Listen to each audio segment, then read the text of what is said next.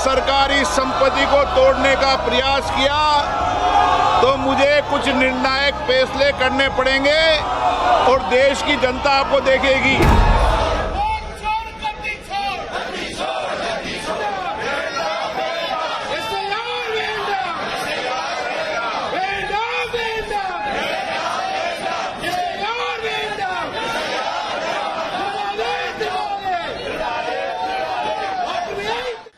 कि ये जानबूझ करके पिछड़ों का वोट काटते हैं, जिसमें भिन्न समाज, मौर्य समाज, पाल समाज, बघेल, राठौर, और शो ये करते हैं आप लोगों के माध्यम से कि पिछड़ा वोट मिल रहा है, पिछड़ों का वोट काट देते हैं, लिस्ट से चुनाव जीत लेते हैं, और फिर ये शो आप लोगों के माध्यम से ये कराते हैं कि नहीं पिछड़ा वोट उन्हें मिल रहा है। सच्चाई है कि उनका वोट डिलीट हो रहा है। अब आप देखिए कुर्सी, शाहगंज, छिबरामऊ, श्रावस्ती, मणियाऊ, कितने कम डिफरेंस से हम चुनाव हार गए।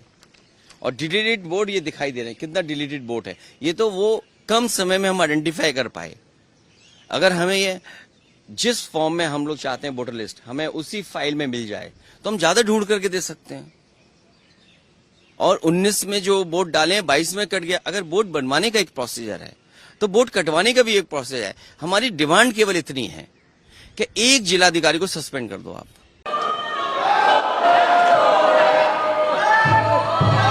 मैं आपसे आग्रह करता हूं कि आप अपनी अपनी सीट पर जाके विराजें।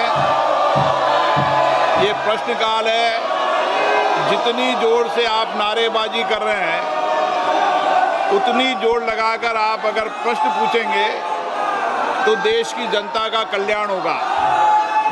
और माननीय सदस्य, मैं आग्रह कर रहा हूं कि आपको जनता ने सरकारी संपत्ति को तोड़ने के लिए नहीं भेजा है। और मैं आपसे आग्रह कर रहा हूं और चेतावनी दे रहा हूं कि किसी भी माननीय सदस्य को ये प्रिविलेज नहीं है कि वह सरकारी संपत्ति को तोड़ने का प्रयास करे। अगर आपने सरकारी संपत्ति को तोड़ने का प्रयास किया तो मुझे कुछ निर्णायक फैसले करने पड़ेंगे और देश की जनता आपको देखेगी।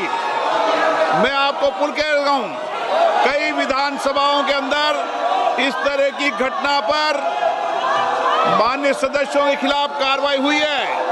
मैं आपको फिर चेतावनी देता हूं, सरकारी संपत्ति को तोड़ने का प्रयास आप नहीं करें, यही मेरा आपसे आग्रह है।